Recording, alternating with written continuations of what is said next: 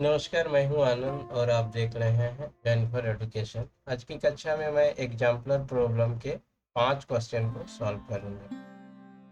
Exemplar problem के question का जो स्टैंडर्ड होता है वो आपका जेईई मेन और एडवांस्ड का होता है। So this class is going to be useful to the schooling students of class 12 having a subject mathematics.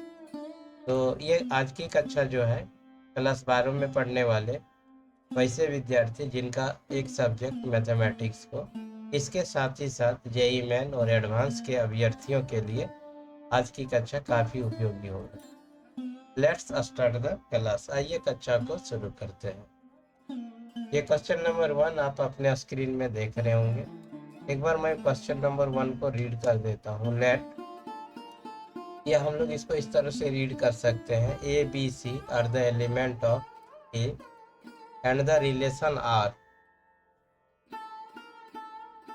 be defined on a as follows। ये रिलेशन है और रिलेशन का एलिमेंट जो है आपका यहाँ दिया हुआ है, ऑर्डर्ड पेयर में होता है। ए बी सी और ए बी आपका गिवन है। अभी बोल रहा है यहाँ पर then write minimum number of ordered pairs to be added in R to make R reflexive and transitive. तो यहाँ पर बोल रहा है कि हम लोगों से बोल रहा है then write minimum number of ordered pair, minimum number of ordered pair जिसको यहाँ पर ऐड किया जाएगा, ठीक है। और जैसे ही ऐड करेंगे तो ये रिलेशन जो है आपका रिफ्लेक्सिव और ट्रांजिटिव हो जाएगा। इट मीन्स दैट यदि हम लोगों को रिफ्लेक्सिव और ट्रांजिटिव का कंसेप्ट क्लियर है तो इस क्वेश्चन को हम लोग इजीली सॉल्व कर लेंगे, और यदि नहीं है तो पहले तो रिफ्लेक्सिव और ट्रांजिटिव के कंसेप्ट को ही क्लियर करना पड़ेगा। तो let's see the solution. Solution को देखिए, आपको क्लियर यहाँ पर हो जाएगा।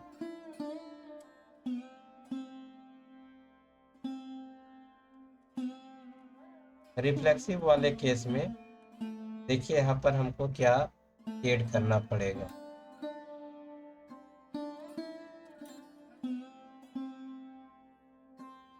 रिफ्लेक्सिव वाले केस में हमको कौन कौन सा ऑर्डर्ड पेयर ऐड करना होगा। तो रिफ्लेक्सिव वाले केस में हमारे पास ऑर्डर्ड पेयर होना चाहिए ए का, बी का और सी का। मतलब ए होना चाहिए, बी होना चाहिए और सी होना चाहिए।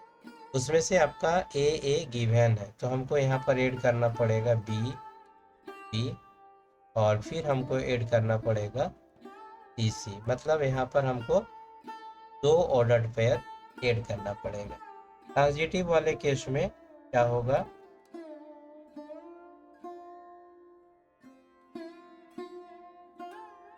पहले देख लेते हैं ट्रांजिटिव में होता क्या है। तो ट्रांजिटिव में देखिए ये लेफ्ट है और ये राइट है ऑर्डर्ड में। तो यहाँ पहले राइट में देखिए क्या है, ए है, कहीं पर ए है क्या, तो यहाँ पर देखिए ए है। इट मीन्स दैट अब देखिए ये बच गया आपका और यहाँ पर आपका ये बच गया। मतलब एक ऑर्डर्ड पेयर मेरे पास ए बी भी होना चाहिए ट्रांजिटिव वाले के। तो हमारे पास हो गया ए बी को हमको ऐड करना पड़ेगा। अब इसको ट्राई किए। अब हम लोग यहाँ देख लेते हैं कि देखिए यहाँ बी है, ठीक है, और यहाँ पर आपका बी है। इट मीन्स दैट हमारे पास यहाँ क्या बचा, ए बचा, और यहाँ पर क्या बचा, सी बचा। मतलब ए सी भी होना चाहिए। इट मीन्स दैट यहाँ पर भी हमको 2 ऑर्डर्ड पेयर ऐड करना पड़ेगा ट्रांजिटिव। तो पहले हम लोग लिख देते हैं from working it is clear that, जो वर्क किए उससे बिल्कुल ये क्लियर हो गया। तो हम लोग लिख सकते हैं यहाँ पर required ordered pair,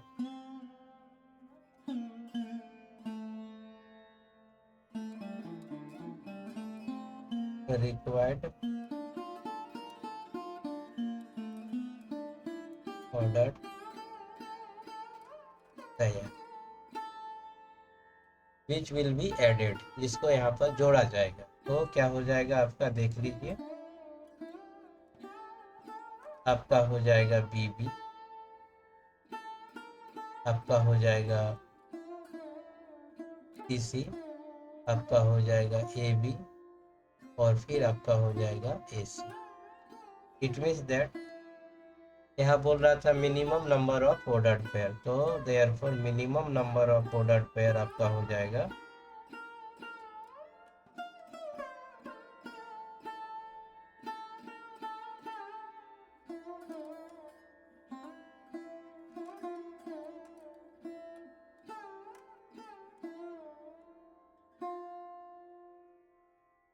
equal to आपका 4।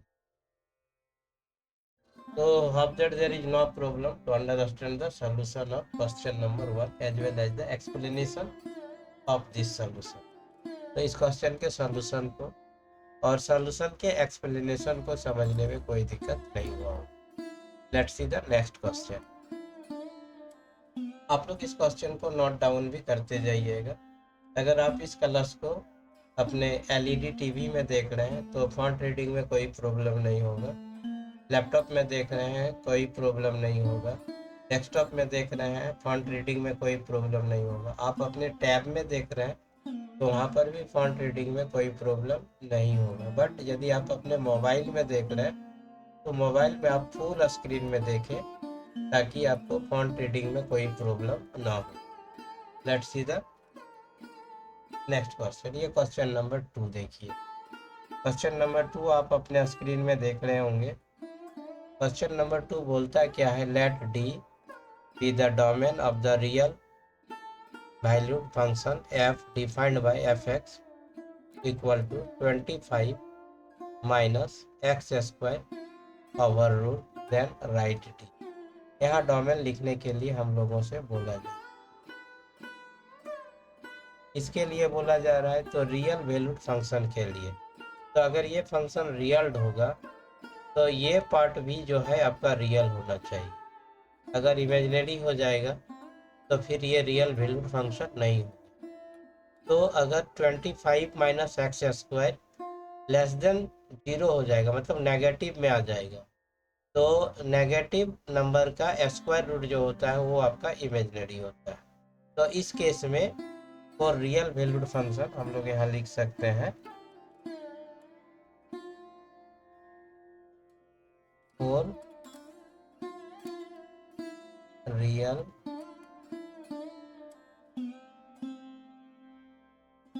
वैल्यूड फंक्शन आपका हो जाएगा 25 माइनस एक्स स्क्वायर आपका हो जाएगा ग्रेटर देन और इक्वल टू आपका 0। ठीक है।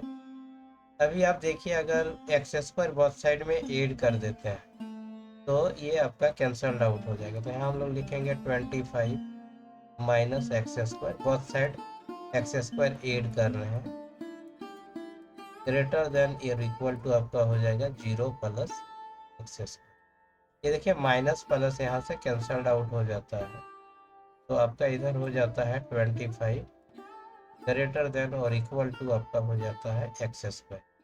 अगर यदि हम यहाँ रीअरेंजमेंट कर देते हैं तो मेरा एक्स स्क्वायर क्या होगा, लेस देन और इक्वल टू हो जाएगा 20।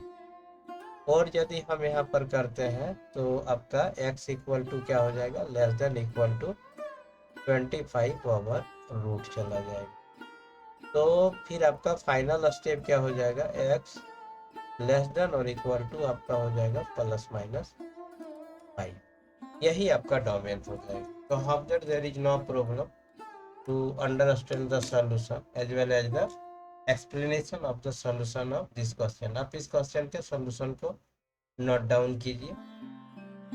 Let's see the next question. ये देखिए क्वेश्चन नंबर 3 है। क्वेश्चन नंबर 3 देखिए आपका क्या कहता है। एक बार मैं क्वेश्चन नंबर 3 को रीड कर देता हूँ। Let F G function from R to R, मतलब real number to real number, be defined by fx equal to 2x plus 1 and gx equal to x square minus 2। इस symbol को हम लोग पढ़ते हैं फॉर ऑल। फॉर ऑल मतलब सभी के लिए, x is the element of r respectively. Then find, इसको हम लोग पढ़ते हैं of g of f। Actually में ये है आपका composition of function.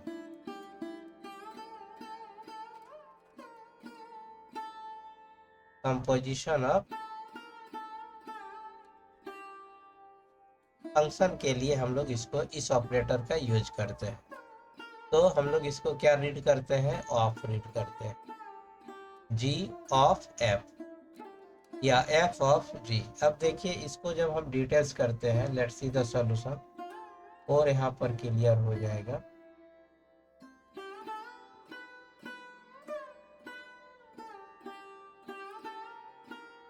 Ji of F यहाँ पर आपका हो जाएगा इक्वल टू एफ, और आपका यहाँ से हो जाएगा जी एक्स।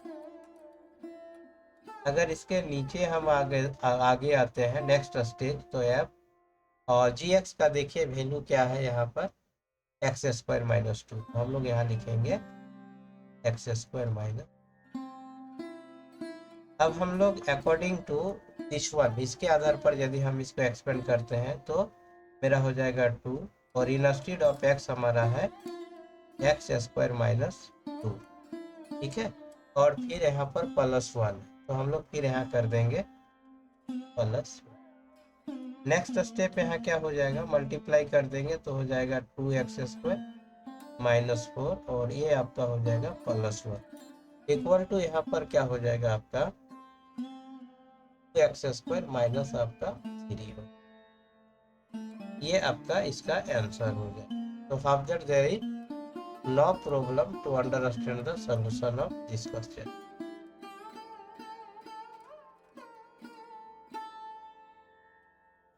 आप अपने स्क्रीन में क्वेश्चन नंबर 4 को देख रहे होंगे। Let's see the solution of question number 4. F is a function from R to R. Be the function defined fx 2x minus 3 for all x is the element of R, then find f minus 1। मतलब हम लोग इसको inverse पढ़ते हैं।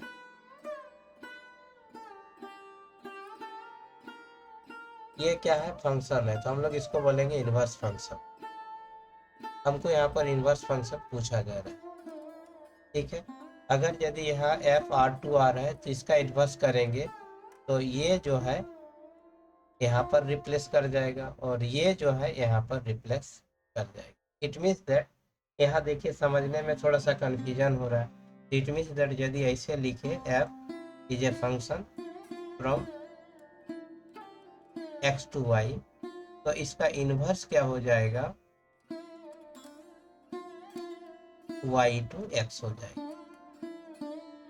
तो हाफजर there is no problem to understand up to this step. अभी अगर इसमें हम यदि फंक्शन लिखते हैं और ये यदि ऑर्डर्ड पेयर में आना शुरू हो जाए, इट मीन्स दैट हम लोग लिखेंगे x1 y1, फिर आपका हो जाएगा x2 y2, dot dot dot लगा देते हैं, इसी तरह से चलेगा। जब हम इसका इन्वर्स करेंगे, ठीक है, तो यहाँ पर ऑर्डर्ड पेयर जो है चेंज होना शुरू हो जाएगी। इट मीन्स दैट हम लोग लिखेंगे y1 x1, फिर लिख देंगे हम लोग y2 x2 dot dot dot, ये आपका इनवर्स फंक्शन आ जाए। अगर ऑर्डर्ड पेयर में कोई फंक्शन दिया हुआ है और उसका इनवर्स पूछ रहा है, तो उस ऑर्डर्ड पेयर को आप रिवर्स कर दी।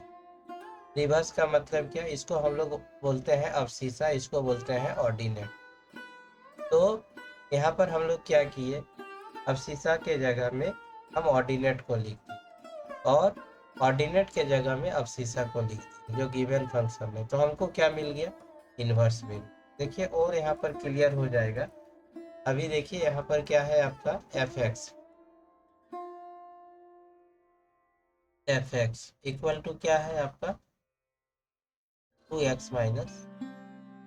अभी यहाँ से क्या चलेगा, F x, it means that ये क्या हो गया आपका y इक्वल टू क्या हो जाएगा आपका 2x माइनस 3। अभी आपको यहाँ पर चाहिए क्या, यहाँ पर आपको x चाहिए, ठीक है। देखिए तो जैसे ही हमको x चाहिए तो यहाँ क्या हो जाएगा, 3 मूव करेगा लेफ्ट हैंड साइड में, तो y प्लस आपका 3 हो जाएगा इक्वल टू 2x। देयरफॉर यहाँ पर आपका x इक्वल टू हो जाएगा y plus 3/। So after there is no problem to understand up to this step. So here we write down, यहाँ पर क्या था आपका fx equal to 2x minus 3, तो फिर आपका एफ इनवर्स फंक्शन क्या हो जाएगा, हम लोग यहाँ पर अब क्या लिखेंगे, y लिखेंगे, और ये वैल्यू कितना आया, तो y प्लस 3/2 आ गया। तो this one will be the answer of this question. इस क्वेश्चन का ये आपका क्या हो जाएगा, आंसर हो जाएगा। तो how that there is no problem to understand the solution. Solution को समझने में कोई दिक्कत नहीं हुआ होगा। इसके साथ ही साथ इस सॉल्यूशन के एक्सप्लेनेशन को भी समझने में कोई दिक्कत नहीं हुआ होगा। यदि हुआ है तो आप कमेंट बॉक्स में लिखिएगा। I will try my level best to clear your doubt. Let's see the next question और लास्ट क्वेश्चन, क्योंकि मैं पहले ही बताया हूँ कि एक क्लास में मैं अधिक से अधिक 5 क्वेश्चन को ही सॉल्व करूँगा। तो आज की कक्षा का ये लास्ट क्वेश्चन। तो let's see the question number 5। Question number 5 देखिए क्या कहता है यहाँ पर। एक बार मैं क्वेश्चन नंबर 5 को रीड कर देता हूँ। ये आपका A B C D are the element of A and the function दिया हुआ है, ऑर्डर्ड पेयर में है, ए बी है, बी डी है, सी ए है, डी सी है, राइट इनवर्स फंक्शन लिखने के लिए बोल रहा है। तो बस इसको रिवर्स कर देंगे, काफ़ी इजी क्वेश्चन था। तो सॉल्यूशन अर्लियर क्वेश्चन में मैं इसका एक्सप्लेनेशन कर चुका हूँ। तो it means that F equal to आपका क्या है, ए बी है, ठीक है, फिर आपका क्या है, बी डी है, फिर क्या है आपका सी ए है, फिर आपका क्या है डी सी है। तो इसका इन्वर्स आपका क्या चला जाएगा,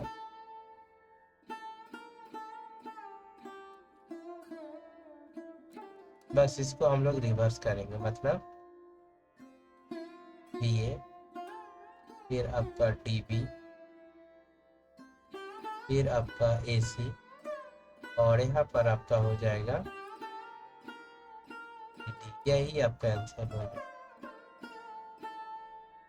तो how that there is no problem to understand the solution as well as the explanation of the solution of this question. And standard of the question या पैटर्न, क्वेश्चन का जो पैटर्न है आपका सीबीएसई बोर्ड, आईसीएसई बोर्ड या जो भी state board हो, उसके पैटर्न के आधार पर ये क्वेश्चन शॉर्ट आंसर टाइप यहाँ पर कर रहे हैं। इसके बाद लॉन्ग आंसर भी है इसमें, उसके बाद ऑब्जेक्टिव टाइप क्वेश्चन भी है इसमें। तो इट मीन्स दैट इसी तरह का क्वेश्चन बोर्ड एग्जामिनेशन में as well as the question का जो यहाँ पर स्टैंडर्ड है, एग्जाम्पल प्रॉब्लम में क्वेश्चन का जो भी स्टैंडर्ड है जेई मेन और एडवांस के स्टैंडर्ड का है। It means that JEE Main और एडवांस के अभ्यर्थी या एस्पिरेंट्स के लिए एक अच्छा उपयोगी हो जाएगा। इसके साथ ही साथ आपका ये क्वेश्चन जो है आपका रिलेशन और फंक्शन का है। तो रिलेशन और फंक्शन जो है क्लास 12 में स्टडी किया जाता है। क्लास 12 का पहला चैप्टर है, अभी सेशन शुरू ही हो रहा है। तो क्लास 12 में पढ़ने वाले स्टूडेंट्स के लिए भी ये उपयोगी हो। तो आप अपने कमेंट बॉक्स में ज़रूर लिखिएगा ये क्लास आपको कैसा लगा, इसमें और किस तरह का सुधार करने की आवश्यकता है। तो hope that this class will be useful to the schooling students of class 12 as well as the JEE Main और एडवांस एस्पिरेंट। तो ये कक्षा जो है कक्षा 12 में पढ़ने वाले वैसे विद्यार्थी जिनका एक सब्जेक्ट मैथमेटिक्स है, के साथ साथ जेई मेन और एडवांस का प्रिपेयर करने वाले अभ्यर्थियों के लिए। In the next class I will solve next 5 question. Next class में इसी एक्सरसाइज के अगले 5 क्वेश्चन को सॉल्व करूंगा। Till then thanks to all of you, thank you very much.